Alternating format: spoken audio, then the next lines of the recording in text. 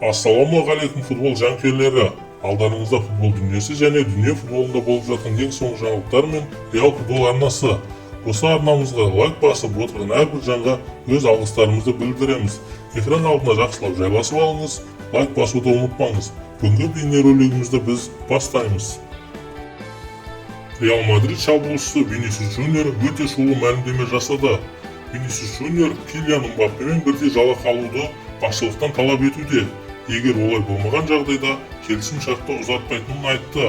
Ал клуб басшылығы болса онымен келіспейді. Олардың айтуларынша Винисиус Жуниор Килиан Мбаппемен бірдей жалақы алады. Бірақ француздық шабуылшы еркін агент ретінде тегін келгендіктен қосымша бонустарға ие екендігі айтылды.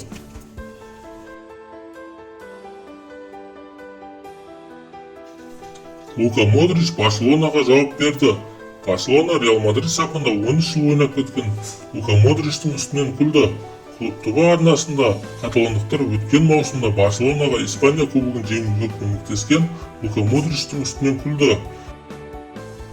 Лука Модрич бұған жауап берді. Мен Чемпиондар лигасында олардың тарихына қарағанда көбірек жеңіске жеткенмін. Олар не десе де маған қызық емес, деп жауап берді. Лука Модрич Реал сапында 6 рет Чемпиондар лигасын жеңген, ал Барселона өз тарихында 5 рет Чемпиондар лигасын жеңген.